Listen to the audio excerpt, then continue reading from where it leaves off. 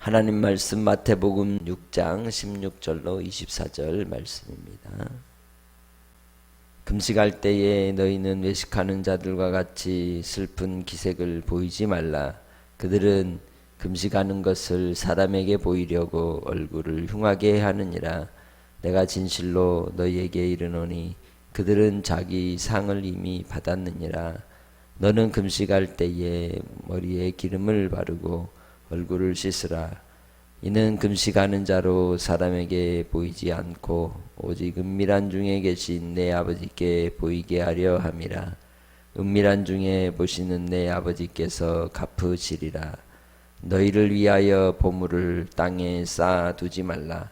거기는 좀과 동록이 해하며 도둑이 구멍을 뚫고 도둑질하느니라. 오직 너희를 위하여 보물을 하늘에 쌓아두라. 거기는 좀이나 동록이 해하지 못하며 도둑이 구멍을 뚫지도 못하고 도둑질도 못하느니라. 내 보물 있는 곳에 내 마음도 있느니라. 눈은 몸의 등불이니 그러므로 내 눈이 성하면 온몸이 밝을 것이요 눈이 나쁘면 온몸이 어두울 것이니 그러므로 내게 있는 빛이 어두우면 그 어둠이 얼마나 더하겠느냐. 한 사람이 두 주인을 섬기지 못할 것이니 혹 이를 미워하고 저를 사랑하거나 혹 이를 중히 여기고 저를 경히 여김이라. 너희가 하나님과 재물을 겸하여 섬기지 못하느니라. 아멘. 오늘 말씀 속에서 우리 주님이 두 주인을 섬길 수 없다. 오직 한 주인만을 섬겨라.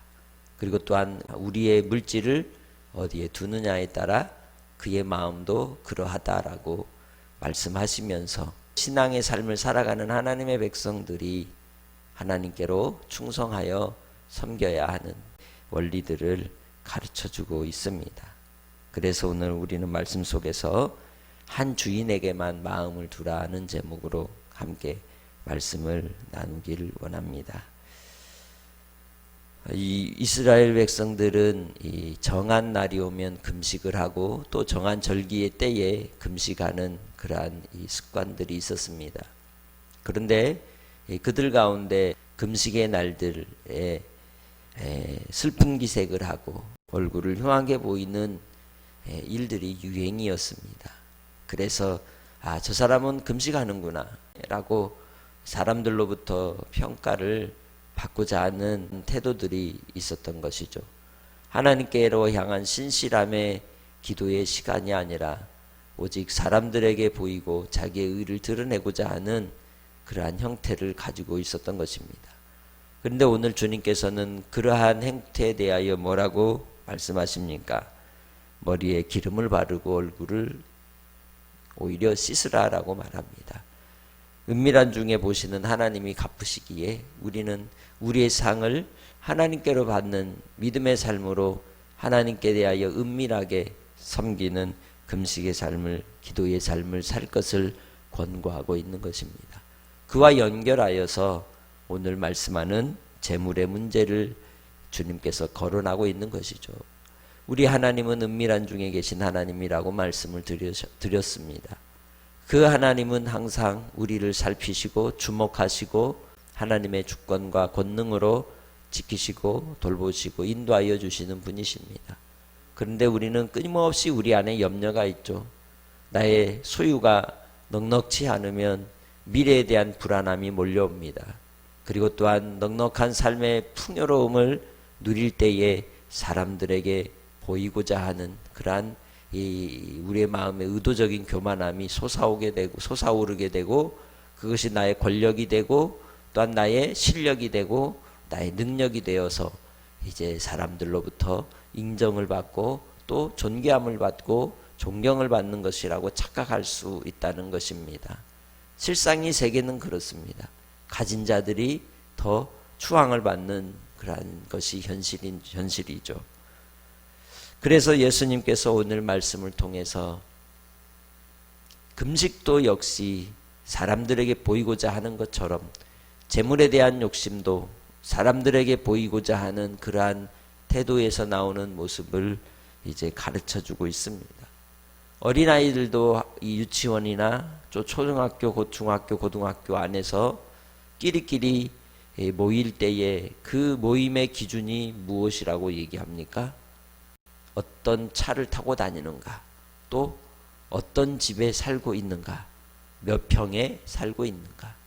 그러한 것이 곧 그 사람들의 인격의 기준이 되고 또 삶의 수준과 모임의 기준이 되는 것이 실제적인 현실의 모습임을 우리가 볼 수 있습니다. 이 시대를 그래서 물질 만능주의에 빠져 있다라고 말하는 것이죠.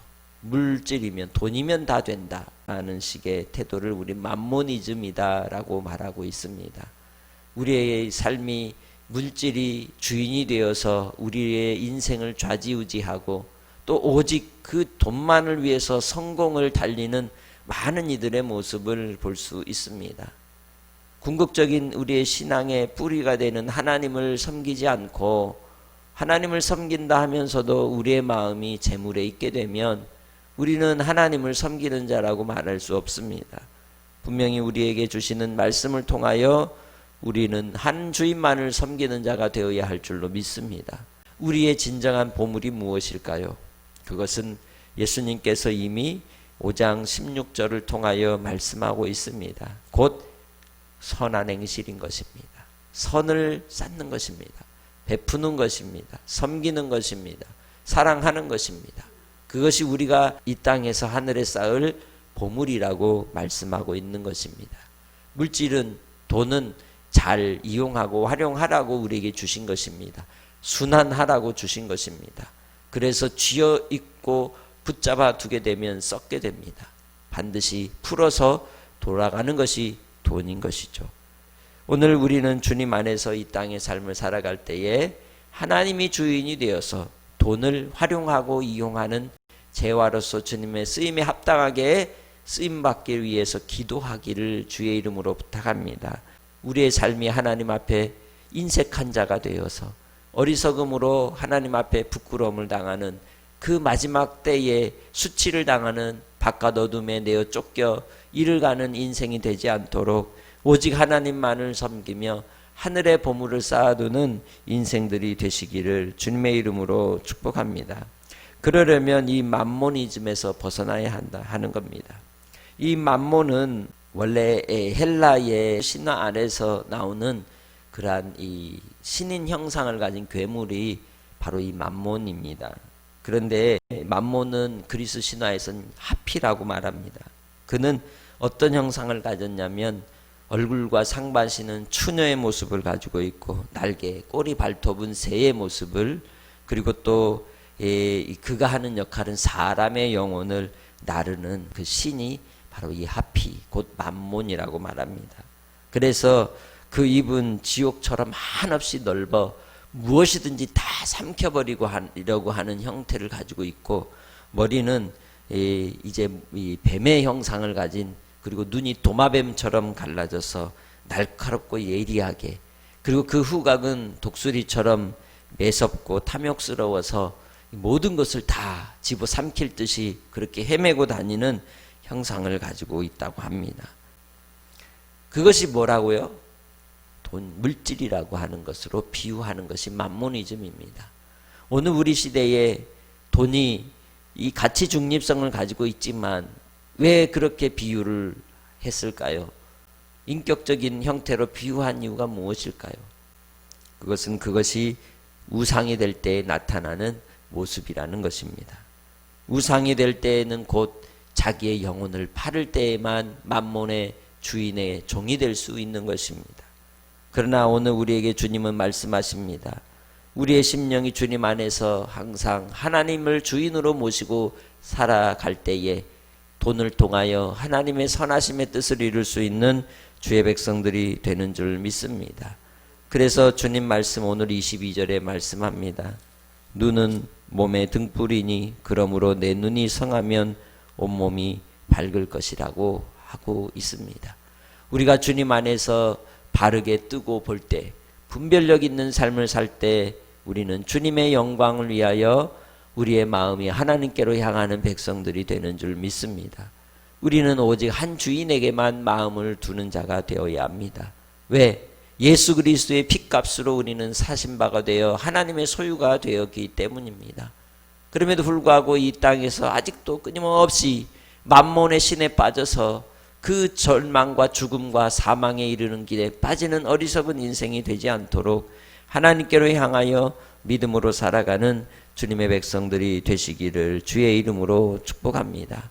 그러할 때에 우리가 주님 안에서 기쁨이 되고 평강이 되고 또한 하나님의 은혜 가운데 이 땅의 삶을 천국의 은혜를 맛보며 살아가는 주의 백성들이 되는 줄 믿습니다.